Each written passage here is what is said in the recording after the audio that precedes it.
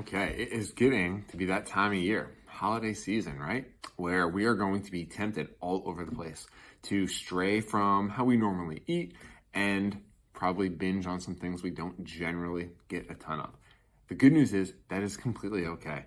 You should absolutely be able to go to social events, to hang out with family, to go eat the foods that you really enjoy eating and not always just the foods that you should be eating. You absolutely can do that. But there are, I think, some traps that people fall into, and I think there are some decisions we can make that can make it a little bit easier during the holiday season.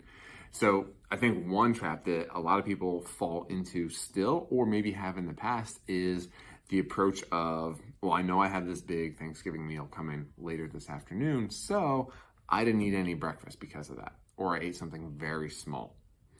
I would encourage you to go the other direction. If we walk into that Thanksgiving meal with an empty stomach, oh man, everyone watch out. If it's not nailed down, it's getting eaten, right? I would much rather you go into that situation without an empty stomach, right? It's the same idea as not going grocery shopping when you're hungry, because you come out of there with a bunch of stuff you probably didn't want or need.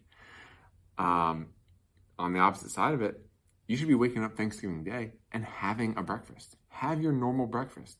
Get some protein. Make sure it has some fruit in there.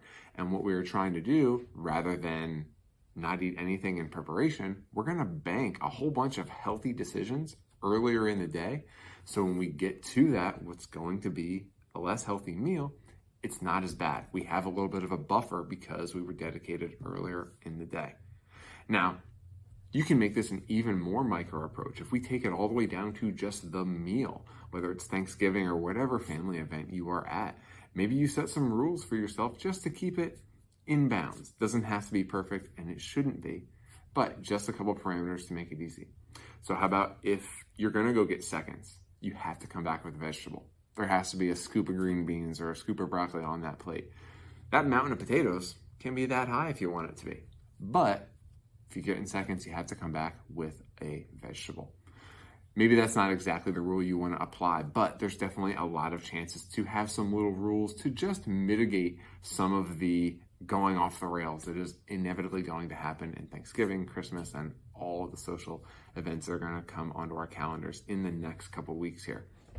So keep in mind too, that it's one day, or 1 week, or even 1 month. Maybe we have 1 month. That is, for most of us, a drop in the bucket. And you're going to come out of the other side of this, hopefully instilling some of these challenges and little practices so you don't really go that far off the rails. But you'll come out of this still, even if everything goes very poorly, one step away from being right back on track. So something to think about as you go to your family get-togethers. Can you make some healthy decisions leading up to it? Can you set a couple easy rules while you are there that just makes sure that that train doesn't get too far away from the tracks, even if it does go off a little bit?